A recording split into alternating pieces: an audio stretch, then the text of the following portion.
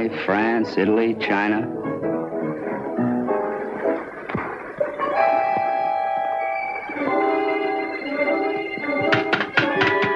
Finally, on the fifth day, we got the news. I mean, what we'd been waiting to hear. They handed out little guidebooks. And I remember the first line, "You are to do duty in North Africa as a soldier of the United States." Gave me kind of a kick. Why North Africa? What was the plan called Acrobat? The convoy from America was heading east, the one from Britain heading south. At a given point west of Gibraltar, the British convoy would divide. For 12 hours, the two halves would proceed in opposite directions. Then the second half would reverse its course and follow the first, passing Gibraltar 24 hours behind. Thus, with clock-like precision, the combined operations would begin with simultaneous landings at Casablanca, Oran, Algiers. Casablanca to protect our flank against an Axis attack through Spanish Morocco. Oran and Algiers to secure bases from which to press eastward. Then the occupation of Tunisia, from which we could cut Rommel's supply lines across the Mediterranean. Next, to trap and destroy Rommel's Africa Corps between our allied forces and the British 8th Army. Thus, one arm of the Axis pincer would be amputated, and supply lines round the Cape of Good Hope would be shortened by half through winning control of the Mediterranean. North Africa would be ours, with bases from which to stab at the heart of the Axis citadel. Those were the main objectives of the plan called Acrobat. In both convoys, the men kept fit, now knowing the task that lay ahead. For most of them, this voyage was a new experience. They'd never been so far from home before. That's certainly true of me. My name's George Metcalf. I was a greengrocer in Surrey Street. We had a shop a long time. Only we're a military family, really. My dad was at Passchendaele and I was at Dunkirk. Never met such a collection of blokes as we got on this ship. Chaps from Glasgow, New York, London, Melbourne, Cape Town, Montreal, Chicago, Birmingham, Wellington, Bethnal Green, the whole issue. I reckon it's about time this team of internationals got cracking. When I was peeling spuds just now, I made up quite a letter to my girl, all about the way these ships zigzag and about flying fish and whales. Of course, we haven't seen any yet, but I reckon she'll like to know I'm enjoying myself. And now I got something else to tell her, too. The best news for a long time. They just put it up on the ship's board.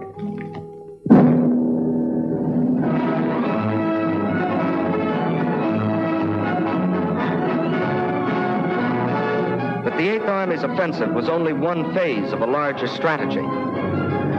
Included therein, the bombings of Genoa, Naples, Turin, bombings of the Renault factory, turning out Rommel's tanks. All these are part of the plan called Acrobat, of which the enemy still knew nothing. Nothing of the submarine trip to Africa by General Mark Clark, with a message to be smuggled into France. Nothing of the arrival at Gibraltar of General Eisenhower, where he was joined by General Henri Giraud, who had received General Clark's smuggled message. The enemy knew nothing until the last possible moment, when the first half of the convoy from Britain steamed past the fortress of Gibraltar. It was at night that the ships passed through the straits. The time had been carefully chosen, for here in narrow waters, attack seemed certain. Aboard ship and on the rock, everyone stood to. But the ships moved steadily on. It was as though, for the moment, the enemy's sword had fallen from his hand through indecision. This time, it was in Rome and in Berlin that the lights burned all night. For the first time since the war's beginning, somebody else was calling the tune. But before the enemy could collect its wits or its forces, our ships lay, as planned, off their appointed destination.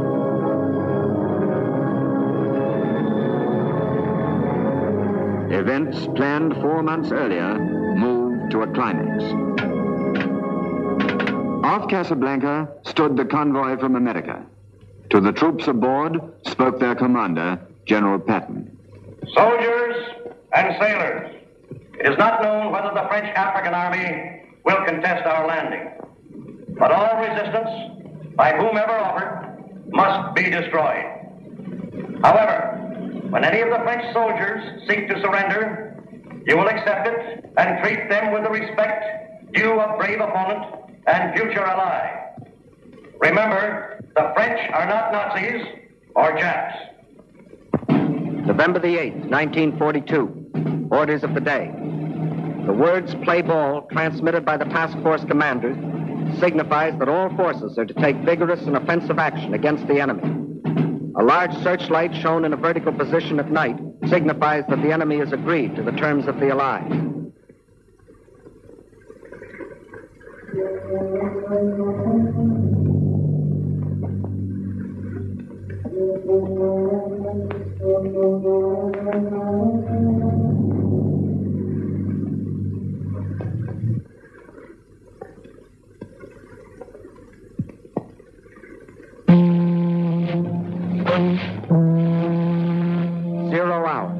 From America, the president broadcast by shortwave. We do not want your land. We fight a common enemy. From London, General Charles de Gaulle. Do not resist. From Gibraltar, General Giraud. We welcome the Allies to French soil. How would these pleas be answered?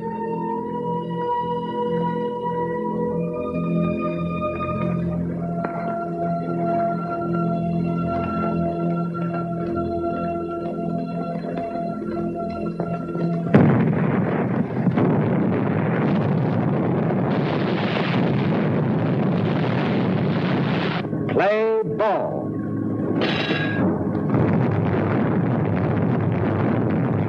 Fight was on at Casablanca. Meantime, at Algiers, our landing craft also met fire from shore batteries, which were soon silenced by ships of the British Navy.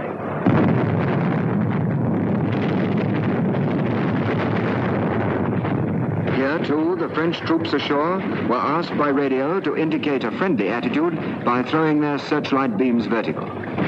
It wasn't long before, here and there along the coast, searchlights were seen pointing to the heavens. As dawn broke, fighter planes from Gibraltar, fitted with extra fuel tanks, took off without even waiting to hear whether the landing fields at Algiers had been captured.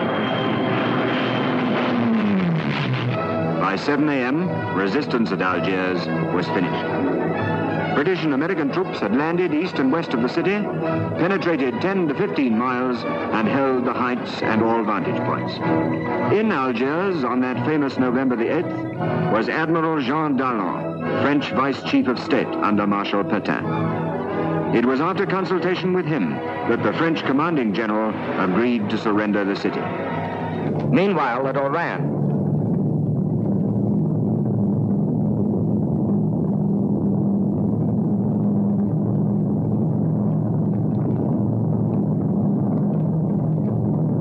American paratroops and airborne infantry, flown from Britain 1,500 miles away, had landed to capture airfields, while other American troops had poured ashore on the beaches, protected by the British Navy.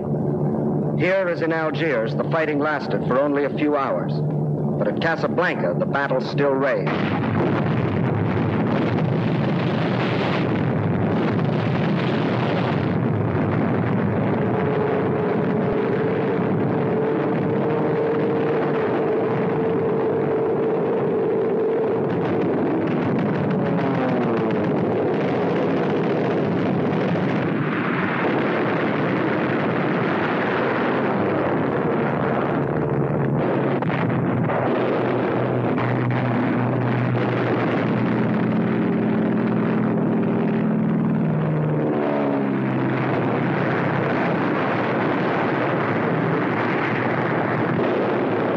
Shore batteries and the heavy guns of the French battleship Jean Bart and several cruisers, destroyers, and gunboats put out a devastating fire.